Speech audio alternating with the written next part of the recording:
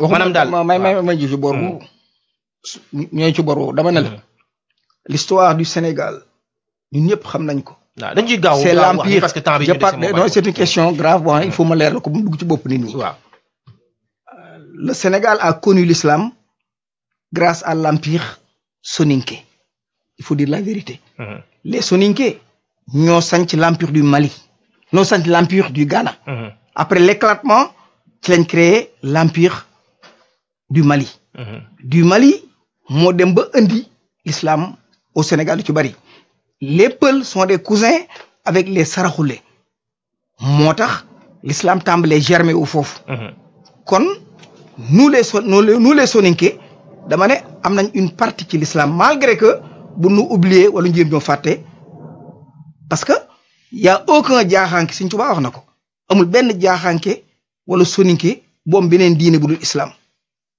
y a aucun Soninké wala aucun jaaxaanke boo xam ne amoo benn diine bu dul islam moom rek moo ko am ci xeet yi kon boobu loolu rafet na mais ñu dellu si waat ci li ngay wax ne il faut que ñu tuur deret maanaam ci wàllu suñu politiciens yi il faut que ñu tuur ci deret loolu lan la signifier bon ce que je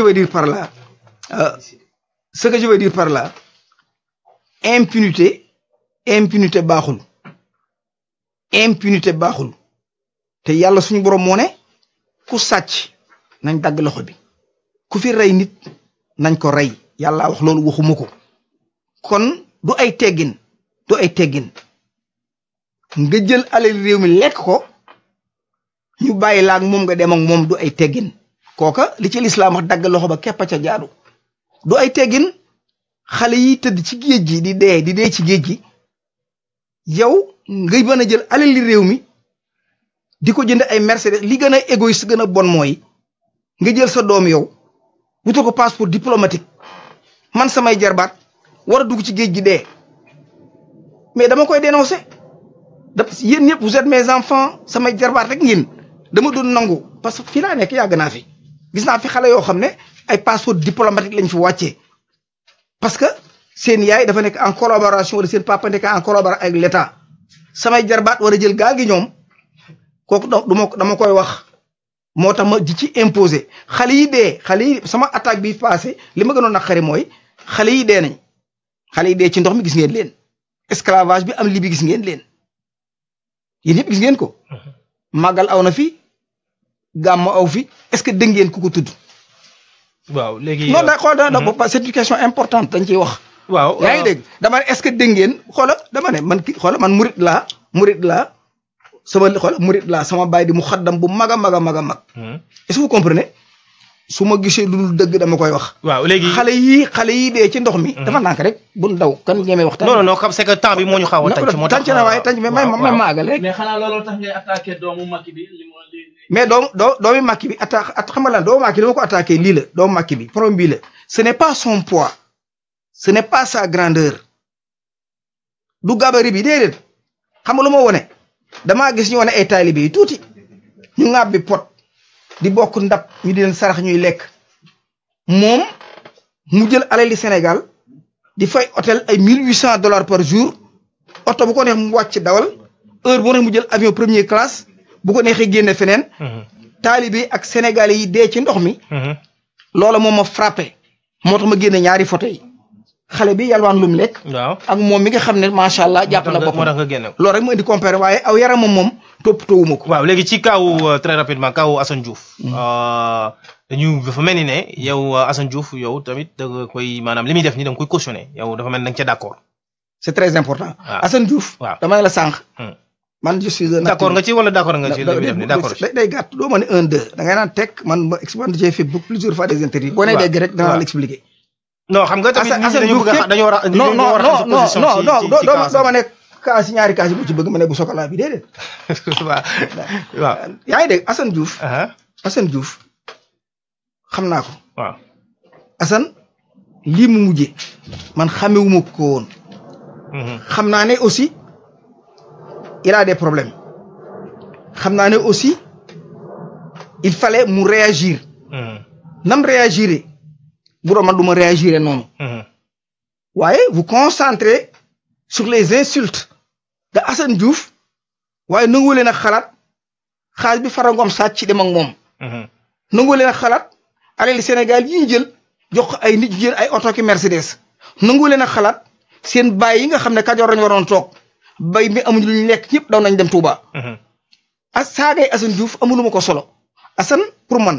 dem naa ba yaakaar ne xëy na dépression la ndax li ko dal metti na. li ko dal metti na Assane a quitté le Sénégal sans une carte d'identité. sans passeport. il est venu ici ci jàmbaaram rayante ak fitam. Assane bi fi dikkee 5 ans la fi def 6 ans tàmbalee participer. tàmbalee bokk di yor ndeyam ak baayam di leen dimbali. Assane booy xool parmi les premiers Sénégalais yi fi jëkk a dawal Range Rover ci la bokk. Assane Diouf ci la bokk. ma xam ne liggéeykat la. Assane dem ba New-Orléans jënd fa kër boppam tuddee ko sëñ Fallou lépp sëñ Fallou la ciy def ma gis Assane muy futti ku du liggéey nit xamu ko ci lu bon drogue xamuñu ko ci moom. Assane bu demee tey ba jékki-jékki psychologiquement mu dérapé ce que le Sénégal devrait faire ba Assane wàcce aéroport c'était pas la police qui devrait venir le chercher. mais des psychologues ñu ko waroon a jël récupérer ko yóbbu ko dans internet ko ci benn hôpital jéem a questionner sa mentalité. c'est comme ça que nous devons faire. mais et puis. non loolu man. non des na le marabout je viens du marabout le marabout que tu as souligné. le marabout dañu jël ci marabout bi. mais ñëpp ay sëriñ leen. xanaa ngay bëgg a wax ne Assane day use drogue wala. non dama ne Assane du def yooyu. non man Assane du laal yow itam. Assane dama ne Assane li ko gaañ. Assane du laal drogue xam ko sax. Assane du laal drogue du naan sàngara. mais may dama xam nga bu ñu dégloontiwul. mais tamit li mu wax ci affaire kilifa si wàllu diine ji ba tax ñu jàpp ko. non loolu même ñi mu tax mu wax sëñ Bass déglul Assane sax c'est la mafia bi nga xam ne moo nekk APR mu une mafia bu résider Touba nekk ci rajo Murit yooyu. rajo mais Assane dafa am ñu nekk ci ginnaawam wala. non Assane dama ne Assane kenn nekkul ci ginnaawam. dama ne la sànq dama ne la du ma ne nit ki dafa feebar mental du ma la ko wax. j'accuse pas parce que je suis pas un docteur. li ma la wax ne la Assane amul ku nekk ci ginnaawam lan moo la ko. Assane da ngay dégg moom da ngay déggante ne ma xam nga kenn ku ne sa analyse psychologique. Assane damay téléphoné. dama daan wax ak moom damay wax ak moom. kon dafa lay dama Assane su ma sañoon kenn du ko téye. le problème n'est pas là. le vrai problème de Assane Diouf c'est l'état du Sénégal. un jeune qui peut rien fournir chez lui génn ñëw ci àll bi liggéey ba lu ne nga am ko. soxla sa carte d'identité ñu di la fonto mënoo koo am est-ce que vous comprenez boo demee ba am cette dépression di dama ne Assane taalibe pire la Assane ku dul sëñ Tuubaa gëmu ko. Assane ku dul sëñ Tuubaa gëmu ko. te kat ay mbokkam de waa kër ay mbokkam lañ. ay ndeyam loolu la sant mu bokk ak ñoom. moo tax ñu bari ñu ngi ciy naaw di ci dugg xamuñu sax nu mu demee. waaw mais Assane daal li ma moom laa ci yaakaar ma amoon ne tey bu fekkoonte ne man. am naa kàddu ci yoonu murid bi. ba ma déggee ne ab taalibe ñëw nañu refoulé ko. danaa jéem a xam moo tax il faut ñu organiser waat. il faut ñu jëli taalibe bi indi. ne ko waaw li ñuy dégg nu mu demee. taalibe mooy kan Assane Diouf. exemple la boo amee ku fe même bu dul taalibe. ak ku mën a doon ku ne. Assane taalibe la. mais su fekkee da ngeen ñu refoulé ko mu ñëw. te lam doon wax ëpp na te mën naa dépassé. yaa ngi dégg. mais invité ko. fu ñu koy invité fii ci. mais du wax ma la fii xam nga li may wax. non dama bëgg a wax les marabouts je parle des marabouts. mais xam nga mais ku nga xam te ne moom bu ñëwee moom day dama ne ku ne du neex a invité il faut pas prendre part comme ça. non man damay wax rek. dama ne man xoolal dama ne. ku dul sëñ Tuubaa gawuma la. dama ne ku dul sëñ Tuubaa gawuma la. waaw. ci laa namp ci laay sukk te nit mënu ma cee génne. j'ai le droit un Sénégalais de l'étranger. qui a un problème.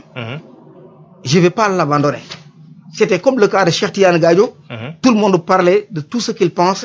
Man sama xol mooy ak sama xel ak sama doole mooy may yenn di seet ci lu mu nekk ak lu mu nekkul. waaw quand un Sénégalais a un problème. surtout à l'étranger. te yow mi ci àll bi yaay dundal sa ndey di dundal sa baay. problème boo am bu ne na immigré taxaw sa ginnaaw ba xam cëppaandaw ji lu mu doon. waaye loo xamul lu mu doon waroo koo tëb songe noonu. dama ne Assane Diouf ne mérite pas la prison. ne mérite pas la prison. li jaadu woon bu doon Amérique gii nga xam ne yàgg naa fi bu fekkee ne cas bu mel ni am na Assane mën na ci amee doon milliardaire. waaw les universités ñu koy jëkkante. pour jël ko ñoom def ci ay analyse psychologique. ay analyse sociologique ay analyse politique am na sax ñoo xam mën nañ ci bind ab livre mu doon ay milliards. mais un Assane qui est au Sénégal avec une dépression boo xam ne xamoo lu mu doon l'université de Dakar l'hôpital de l'université de Dakar. ñoo war na jëkk gàttandu ko seet ko naxante ak moom. waxtaan ak moom jéem a xam lu mu doon. baax na incha allah loolu dinañ ci comme ni ñu ko waxee rek. lii mais seetaan gi yàgg quoi seetaan gi moo yàgg. waaw ba booy bi ëpp. baax na ba booy bi dérapé. dëgg la comme ni man du maay wax loolu. yow doo ko wax saaga kenn yaru ma ci. bu leen defee ne. da ngeen maa gën a correct. du ma saaga ci àdduna yare wuñ ma ko. te ñii ñuy lala déri di leen topp. dama ne dama cee am wàll comme ñoom. dëgg la yoon woo dem nag. boo yoonu tijaan bi sama kër bàyyi da ci saf-sap. nga dem ci yoonu murid bi. dama cee bokk bam saf-sap. te mënu ma cee génne. dëgg nag boo ko waxee tu as un problème. tu as un problème Assane daal est un Sénégalais parmi nous. il a un problème. bala ñuy xam naka la ak nu mu war nañoo mën a seet nun tàggaleeg moom lii. sur le plan scientifique sur le plan spirituel. la divinité. nu xam ne kii doomu aadama kii lan moo ko war a dal. Assane boo xool ni mu doxee Touba rek yoolu jéngu bi ci yéen bi solub silettement. ci ko am 16 ans ci dëkk bi. nga xam ne something wrong. loolu dëgg la léegi mbokk yi sëñ ñu ngi li ñuy wax rek ci wolof li duuf ci nag wi xëjul ci cin bi donc li ñu waroon waxtaane bari na trop mais temps bi moo ñu xaw a tànc donc xam naa ne sëñ Ousmane dinañ ñëw at beneen yoon dinañ fi ñëw waxtaan ci yeneen kii parce que li nga xam ne ni bindoon nañ ko sax tey bëggoon ko waxtaane yëpp yeggale wuñ ko donc di nga fi ñëwaat ñu gën a xootalaat waxtaan bi donc mbokk yi ñu ngi leen di wax ne am na ci après émission bi am nañ beneen émission boo xam ne dinañ ko def bu tudd concept boo xam ne allo salaamaaleykum. waaw. Maguette maa ngi lay ziar. ñu ngi lay delloo ziar. di nuyu grand Ousmane. waaw mbokk mi très rapidement parce que dañu nekk ci fin émission bi. oh ok donc je vais faire bref di nuyu grand Ousmane nga xam ne moom vraiment grand pour actif la. dama tardé nag émission bi mais li ma ci bëggoon participer rek mooy que grand Ousmane boobu il a été reçu par le président de la République yàggul dara te moom du ma bàyyi ma fet à Washington. donc pour que. lépp loo xam ne nii war na ko mën a gis pour mu wax ko mu am ay biais yoo xam ne nii dina ci mën a wax ak président donc en même temps xaw ma lan moo war a mun changer ba que ñu porté wu à devenir des activistes. pour le cas Assane mi ngi wax Assane il a été déporté avec combien de Sénégalais il n'était pas le seul dans le vol là il y avait plus de 100 et quelques Sénégalais et pourtant Assane moom la ñuy dégg. parce que Assane moom moo jël benn position activiste décidé def loo xam ne ni peut-être amul benn Sénégalais bu mës a am fi def lu mel noonu like di saaga donte mi ngi wax ay dëggam ay combat mais di saaga publiquement ñëpp di ko dégg. donc bu mu wax ni que loolu muy def noonu su fekkee ne da nga topp rek yoonu Sénégal bëri na lu def loo xam ne nii yoonu Sénégal jàppalu na la wala mu tëjlu la. donc xëy na peut-être ñoom système la rek day xeex ak nguur gi bàyyi nan benn moment boo xam ne nii nit ki soo ko jàppee dootul nekk victime parce que dem na benn moment ñu bëri mere ko parce que laal na li gën a sensible ci réewum Sénégal muy affaire kër diine yi. donc ñu jël ko pour garder ko et puis chargé ko avocat am gis na ko jeudi. vivement que ñu bañ ko fàtte ci prison bi te yóbbu ko ci procès bi ñu àtte ko et puis on verra quoi merci maa ngi leen di encourager encore. d'accord merci beaucoup donc moo ko moom woote quoi très rapidement mën nga ko tontu bu gaaw parce que dañuy jeexal temps bi dafa jeex. très rapidement. mu doon rek bu gaaw nii quoi yàlla dogal na ñoo ngi ci àll bi. suñ chance mooy nu booloo bokk di waxtaan. sa mbokk ci àll bi. bu ko ak dig jamee. gaawal. nga woote wala nga yable ñu seet nu ñuy def ba tekki ba dindi ko. baax na buñ sukkandiku rek ci yaama neex. wala wéer ko ci parparloo wala en tout cas dama ne immigré bu am problème bu ne. ñun ñëpp nañ jóg taxaw ci ginnaawam ba xam naka la. buñ jotee suñu doom buñ koy yedd ko buñ koy duma ko. voilà waaye seetaan gi daal man d'accord ma ci. voilà merci beaucoup donc mbokk yi loolu la leen indiloon tey ci sunu émission bi di jotaay bi ñu doon recevoir fii ci sunu plateau Ousmane Dramé nekk koo xam ne ku ñu xam la ci communauté bi donc ñu ngi ci jeexantalu sunu émission ñu leen di wax ne leen ci dans quelques instants dina am concept émission boo xam ne dañ ci waxtaan affaire système bancaire ay comptes yu ay crédit score yu demee noonu donc ñu remercier toute l'équipe de Sen US TV.